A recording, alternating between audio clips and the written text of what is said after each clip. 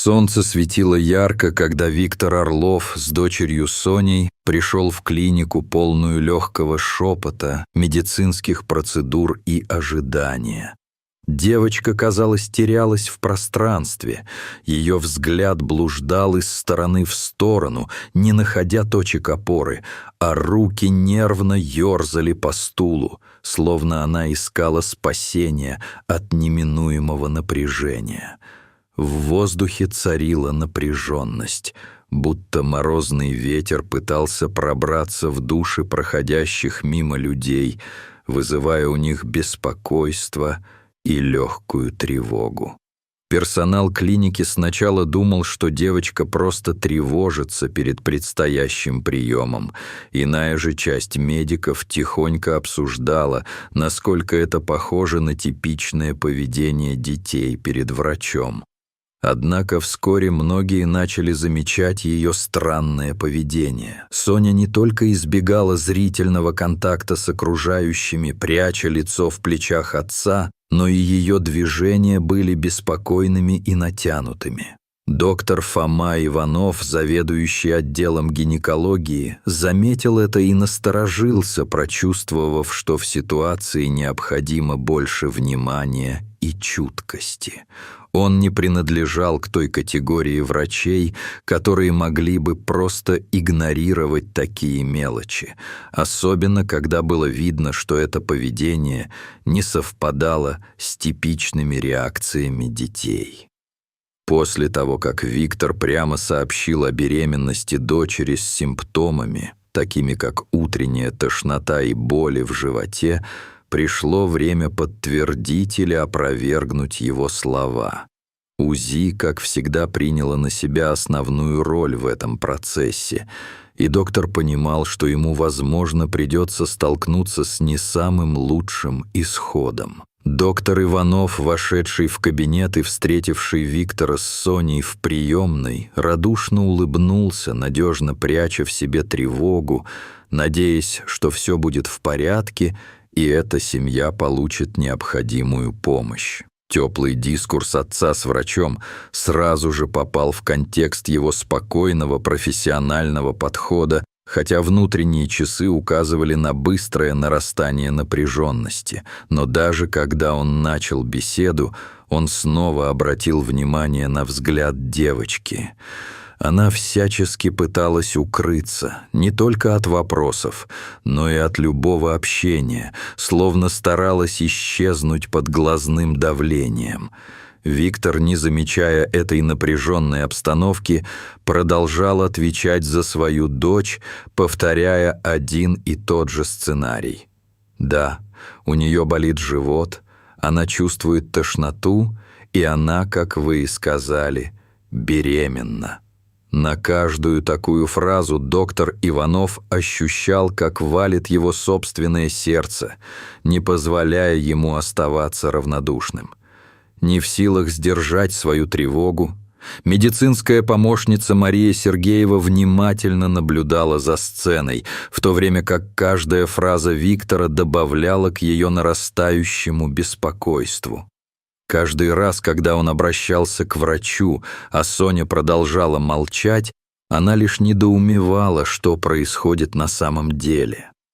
Отсутствие взаимодействия со стороны девочки вызывало у нее беспокойство, и она решила подробнее понаблюдать за этой семьей, словно у нее была какая-то интуиция, что что-то здесь не так. Волнение и подобные предположения становились все яснее. За поверхностным поведением скрывалось нечто более глубокое и тревожное, чем могли предположить сначала. С началом процедуры УЗИ напряжение достигло своего пика. Доктор Иванов, сосредоточивший все внимание на экране, провел ультразвуковое исследование и к своему ужасу увидел нечто, что сильно отличалось от нормального. На экране появилось изображение плода, находящегося на 28-й неделе беременности, и в этот момент и восторг, и страх поглотили его. Все выглядело как на обычном обследовании, пока доктор не заметил, что живот девочки не соответствовал типичному развитию для ее срока. Отрицательные результаты нерегулярного сердцебиения плода стали ключевым сигналом для врача, который он никак не мог игнорировать, а его сердце, казалось, забилось быстрее от тревоги. Он почувствовал тревогу, которая захлестывала его, как волна, прерывая все его мысли. «Виктор, я рекомендую немедленно отвезти Соню в больницу для специализированного обследования», произнес он, сохраняя спокойствие, но непосредственное напряжение чувствовалось в его голосе. Это была незамедлительная рекомендация, которая не оставляла выбора. Но даже в этом моменте Виктор сначала сопротивлялся, проявляя недовольство и отрицая необходимость, словно не желая принимать реальность, стоящую перед ним. Однако невидимые напряженные нити в воздухе повлияли на его решение, и в конце концов он согласился отвезти свою дочь. Тем не менее, внутри него росла тревога, которая заставила его снова и снова забывать об интересах девочки, помещая ее в тень своих собственных страхов. Когда Виктор на минуту вышел из кабинета, Соня, не сдержав слез, произнесла слова, которые заставили доктора засомневаться в истинном положении вещей и в том, что ее дальнейшая судьба будет зависеть от решения взрослых. Ребенок шевелится, когда слышит голос отца, и мне это не нравится. Ее тревога и страх были настолько ощутимы, что доктор в тот момент почувствовал, как его собственная грудь сжалась от горечи. Они обменялись встревоженными взглядами с Марией, и оба понимали, что дело принимает темный оборот, нечто более серьезное и тревожное. Это уже не просто о беременности или медицинском диагнозе, это было о чем-то гораздо более глубоком, а за невинным лицом девочки скрывалось что-то, что могло бы разрушить ее жизнь навсегда. Когда клиника начала закрываться, вечер наполнился напряженностью и страхом. Доктор и Мария обсуждали странное поведение Сони и ее слова, с каждым моментом осознавая, что необходимо подготовиться к чему-то более серьезному, чем простая беременность. Несмотря на то, что они надеялись, что семья выполнит рекомендации и подъедет в больницу, смутные чувства не покидали их, словно тучи над головами. Искренность и сложность этой ситуации заставляли их задуматься о том, как часто они сталкивались с настоящей трагедией в своей практике. В тот вечер, когда доктор Иванов возвращался домой, его беспокойство становилось все более невыносимым, и он решал, что нужно что-то предпринять. Он все еще размышлял о тех моментах, когда осмотры превращались в трагедии. Высоким током проходило одно. Весь процесс обследования не оставлял его в покое, и он снова вспомнил, как сотни раз сумел распознать болезненные моменты, но не решался действовать. Вдали он заметил машину Виктора Орлова, паркующуюся у подъезда, и его внутренний голос настаивал проверить, почему они не поехали в больницу. И эта мысль уже вела его к двери, как к линии спасения. Его стук в дверь сразу рассек тишину и ожидание вечера, и Виктор открыл. Его лицо выдавало недоброе предчувствие. В его глазах мелькнула тень неуверенности, но, конечно, он не собирался это показывать. Он был готов дать укрытие своей лжи, когда доктор задавал вопрос о Соне, не сдерживая привкуса тревоги на языке. «Она уехала в больницу с матерью», — ответил Виктор, но его интонация не случайно придавала обман. И хотя доктор почувствовал нарастающее беспокойство, он ушел, не подозревая о по-настоящему страшном, что происходило внутри этой семьи, о начале конца. Он чувствовал, что давление в груди усиливается, и его разум пытался успокоить внутренние демоны, но они лишь накалывали чувство безысходности. Вернувшись домой, доктор размышлял о поведении Виктора и о дочери. Его мысли были полны внутренних конфликтов. Он вспомнил редкие встречи с матерью и дочерью, которые когда-либо происходили, и это стало основой для его беспокойства. Он решил провести собственное расследование. Возможно, в сети ему удастся найти что-то, что развеет его сомнения. И, зайдя в ВКонтакте, он принялся искать страничку Виктора, обратил внимание на отсутствие семейных фотографий и тепло улыбающихся лиц, совсем не вписывающихся в образы, которые он видел. Только однажды он поймал себя на мысли, что это несчастье орудовало в их жизни, а сейчас он продолжал свои поиски и делал все возможное, чтобы разобраться. После краткого и настойчивого расследования он нашел профиль Ларисы Яковлевой, матери Сони. Узнав, что она все еще активно использует социальные сети, доктор решил отправить сообщение. Он кратко объяснил ситуацию с дочерью через сообщение и вскоре получил ответ, полный тревоги, о визите в больницу. Не теряя времени, он позвонил Ларисе и объяснил ей все, включая задержку внутриутробного роста и нерегулярное сердцебиение плода. Лариса была в шоке и не знала, что делать. Ее мир, казалось, только что начал разрушаться под ударами, и она почувствовала, как ее жизнь поворачивается в страшную сторону. Слова доктора пробудили в ней материнский инстинкт, который стучал изнутри, требуя немедленной реакции. С неимоверной решимостью доктор начал изучать медицинские записи и подтвердил свои опасения. Лариса, находясь на грани потери, запрашивала совета и помощи, но, глядя на экран, доктор понимал, что к предстоящему вызову нужно смотреть внимательно. Несмотря на то, что время уже было поздним, он решал, что не может ждать. Ему нужно было немедленно навестить Орловых. Его сердце волновалось, когда он улыбался себе, зная, что все его усилия направлены на благие цели. Он снова и снова подтверждал свою уверенность в том, что может защитить эту девочку, и ничего не должно стать на его пути. Когда доктор вышел из дома, ночь уже укрыла город своим темным покрывалом, и звезды, как обостренные глаза, наблюдали за происходящим. Свет ламп на улицах давал ему лишь долю уверенности. Дорога к дому Орловых казалась бесконечной, и мысли о том, что там покоится, постепенно заполняли его голову отважными требованиями. Вскоре он достиг дома, где ему предстояло выяснить правду и узнать, какие секреты скрыты в спокойствии внешнего мира.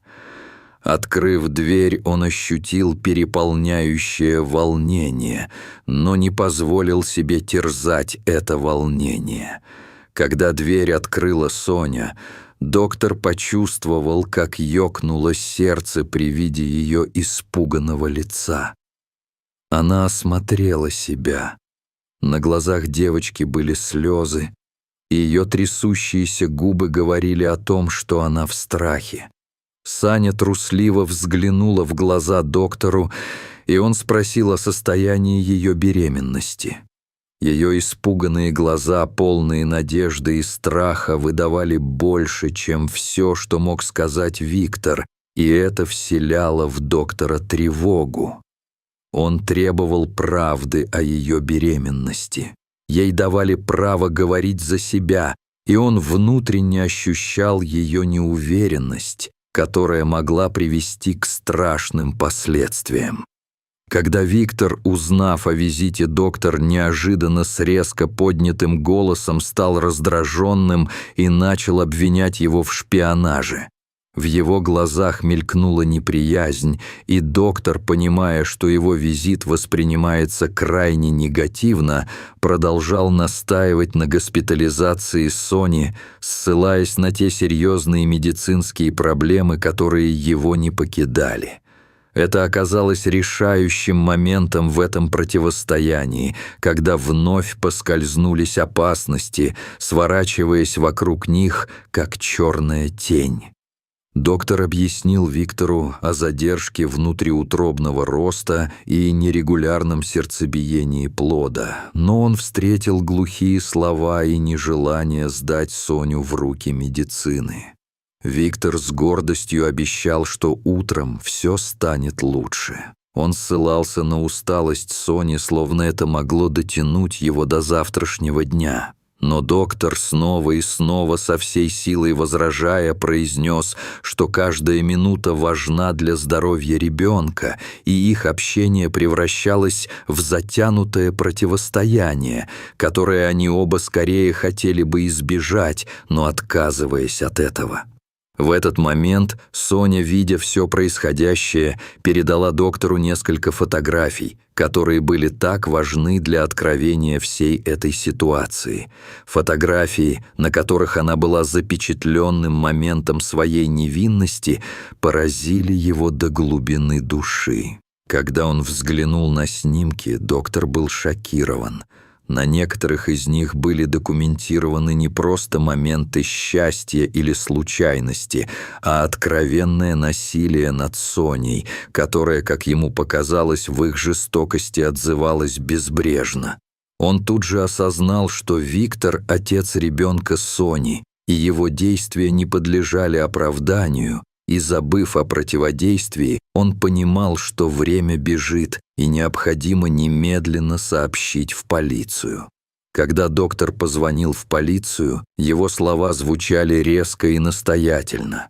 Он сообщил о жестоком обращении с ребенком и угрозе жизни, словно от этих слов зависело не только будущее Сони, но и судьба ее нерожденного ребенка. Он чувствовал себя на грани, делая все возможное для спасения тех, кто не мог говорить за себя. Переполнен страхом и гневом, он фотографировал снимки и отправлял их Ларисе, предупреждая ее о серьезной ситуации. Когда полиция наконец-то прибыла к дому Орловых, доктор передал им полученные снимки, которые соприкасались с небом его тревоги.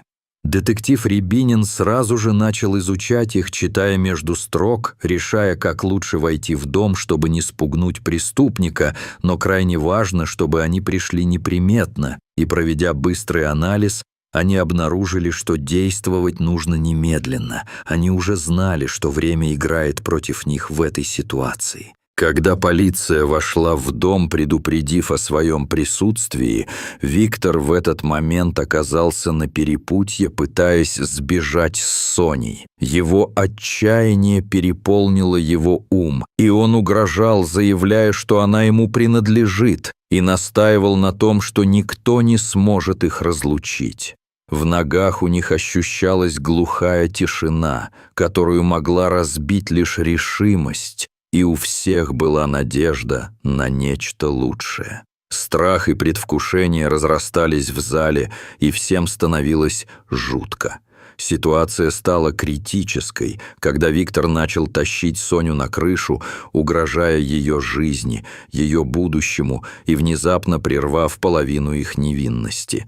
Доктор Иванов, как и вся полиция, понимал, что они сталкиваются с жизнью невинного человека, и именно их усилия определят, будет ли эта жизнь продолжаться. Любая ошибка могла стоить огромной трагедии, и каждый шаг требовал осторожности и быстроты. «У нас есть фотографии, Виктор. Давай сделай это правильно», — произнес он с решимостью и строгостью, чувствуя, что его собственные переживания и страхи смешивались в бескрайние звуковые волны вокруг него, толкнув последнюю инстанцию выбраться из этой обстановки. Напряжение нарастало. Виктор продолжал угрожать, но его сила начала ослабевать, ощутимое изменение происходило в атмосфере. Сделав шаг назад, он толкнул Соню, наступила жизнь, и девочка падала, но приземлилась на спасательный мат, установленный снаружи, и это дало ей второй шанс, проектируя неслышные крики и надежды. Операция, как ритмы небесной карты, провела их к точке, где они снова смогли скрыть своего врага. Когда офицеры арестовали Виктора, которому так и не удалось сбежать, доктор был рядом с Соней, успокаивая ее стук сердца. Каждая ее капля страха лишь более приближала к этому моменту, который так ждали. Все вместе, на одном дыхании, они понимали, что впереди стоит новая стезя, и они непосредственно должны найти путь к свободе. Лариса и доктор Иванов последовали за Соней в больницу, понимая, насколько важна была каждая секунда. Дорога, по которой они следовали, стала переполненной сомнений, но внутри горело желание спасти ее. Они надеялись на лучшее, но сердце сжималось от неизвестности, когда ночью они переступали порог операции.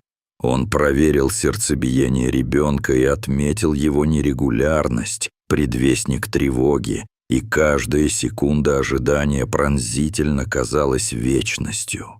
Сотрудники полиции обсуждали, как Виктор изолировал Соню, как он манипулировал ею, умея эффективно затянуть ее в темный водоворот своих манипуляций.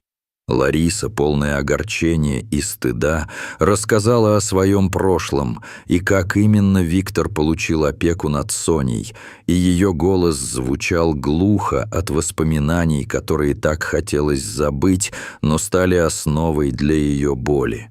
Каждый его шаг повлиял на ее жизнь больше, чем она могла предположить. Когда Соня, полная решимости, показала свою внутреннюю силу, ее слова очень сильно затронули присутствующих, вызывая неподдельные эмоции. Она подтвердила, что Виктор – отец ее ребенка, и начал насиловать ее, как только он получил опеку. Откровенность ее рассказа поразила собравшихся, и они вынуждены были осознать масштаб трагедии, которая разразилась в их жизни. Она описывала, как Виктор изолировал ее и насиловал в тайной комнате, всегда нагнетая страх и шантаж, с которым Соня поневоле жила, и она усвоила эту боль как норму. В ее рассказе скрывалась бездна, которой никто не мог оценить, и тогда она вспомнила о своих последних днях перед этим ужасающим инцидентом. В ее памяти промелькнули образы, как Виктор повел ее врачам и как они в итоге оказались в клинике доктора Иванова, и ее верность оставалась незыблемой. Каждый миг был темным отражением того, что они могли построить, если бы все обстоятельства сложились по-другому. Соня решила украсть фотографии у Виктора, пока тот был в душе, и теперь у доктора была настоящая упрекающая улика, с помощью которой он мог помочь. Она чувствовала, что поступила правильно, когда он уверял ее в этом, а разговор становился еще более глубинным. Все риски приняты, и теперь они могли только вперед на большее.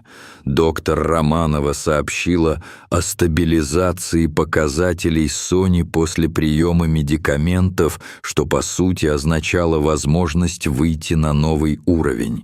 Ирина Петрова, ситуация которой становилась легким шагом к бастионам их внутреннего мира, сообщила, что Соня останется в больнице до тех пор, пока не будет признана здоровой. Лариса предложила взять Соню домой, и Ирина согласилась на это, но с условием, что необходимо выполнить проверку дома. Все менялось, и каждая фраза оставляла в памяти новых след, которые искали пределы возможности. Доктор Романова пообещала сделать все возможное для здоровья ребенка, и Соня, глядя на мать, старалась удержать слезы и горечь от того, что происходило вокруг них. «Я хочу оставить ребенка», — произнесла она полной решимости и желания, чтобы все прошло так, как должно. Лариса пообещала растить ребенка вместе с Соней, уверяя ее в том, что, несмотря на все, ребенок будет любимым, и с ним у них будет светлое будущее. После краткого, но значимого прощания Лариса осталась у кровати Сони, а доктор Иванов ушел, переживая свои размышления и понимая, что каждая жизнь была уникальной, каждая ситуация требовала внимания. Он думал о том, сколько страданий скрыто в каждой жизни, и как важно видеть за пределами медицинских диаграмм, всегда проявляя свой профессионализм и человечность. Доктор Иванов вникал в свои глубокие размышления, понимая, что не всегда медицинское знание подсказывает лучший выход. Он осознал важность сострадания и смелости в этой профессии, в школе жизни, где медицинские знания порой не играют никакой роли. Они с Соней такие разные, но сейчас они были так близки друг к другу, как никогда прежде. И это представление либо давало надежду, либо обострило угрозу, готовую затаиться в каждом шаге. Финальные моменты стали зримыми для него, и он пришел к выводу, что самый важный диагноз – это признание человеческого страдания, которое так часто остается невидимым. Сострадание и смелость действуют эффективно, когда человеческая жизнь оказывается на кону, и именно это преступление, начавшееся как простой случай, стало их общей трагедией. Эта история завершалась, но в ней оставалась надежда, светлое сознание о том, что даже в самом темном периоде всегда можно найти возможность на новое начало.